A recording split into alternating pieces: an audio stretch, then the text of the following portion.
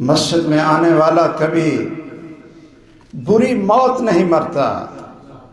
مسجد میں آنے والا کبھی بھی زندگی میں پریشانیوں اور بری بیماریوں اور موت کا سامنا نہیں اس کو کرنا پڑتا۔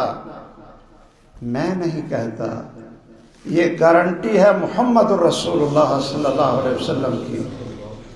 آپ نے فرمایا کہ میرے صحابہ، الا ادلکم علی ما یمحو اللہ بہ الخطایا ویرفع بہ الدرجات، کہ میرے صحابہ میں تمہیں ایسا عمل نہ بتاؤں کہ جس سے اللہ تمہارے گناہوں کو معاف کرتے جائیں اور تمہارے درجات کو جنت میں بلند کرتے جائیں؟ کہا جی ضرور بتاؤ۔ 3 چیزیں بتائیں، 3 چیزیں۔ کیا؟ فرمایا انتظار الصلاة بعد الصلاة، ایک نماز پڑھی تو دوسری کی فکر ہو، کہاں پڑھنی ہے، کہاں ٹائم ہوگا، شہر میں کس جگہ پہ میں اس نماز کو ادا۔ نمازی لوگ تو ایسے ہی کرتے ہیں، انتظار الصلاة بعد الصلاة۔ ایک پڑھ لی، اب دوسری کی فکر، ایک عمل۔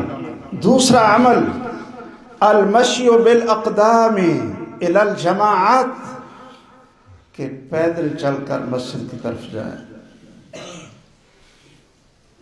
اور تیسرا اسباغ الوضوء فی المکارہ، کہ سردی بھی ہو لیکن پھر بھی وضو اچھی طرح کریں، کوئی جگہ خشک نہ رہ جائے۔ یہ 3 کام تم کر لو، سارے گناہ بھی معاف، درجے بلند۔ اور گارنٹی کیا ہے؟ آپ نے فرمایا من فعلہن، جو شخص یہ 3 کام کر لے۔ اب پتہ نہیں آپ کو یاد ہے یا بھول گئے ہیں۔ ایک نماز کے بعد دوسری کی فکر، اور پیدل مسجد کی طرف۔ دور ہو تو ٹھیک ہے، موٹر سائیکل اللہ نے دی ہے، اللہ تعالیٰ اس کے بھی قدم بنا کر گن لیں گے، اس پر کوئی مشکل نہیں۔ اور اچھی طرح وضو، فرمایا جو شخص یہ 3 کام کر لے تو 3 گارنٹیاں محمد الرسول اللہ صلی اللہ علیہ وسلم نے دی۔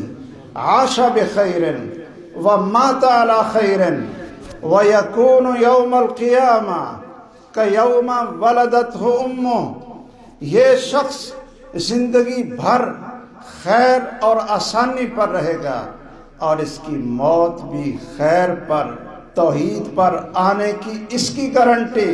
اور جب قیامت کے دن اٹھے گا تو گناہوں سے اس طرح پاک اور صاف ہوگا جیسے آج اس کی ماں نے اس کو جنا۔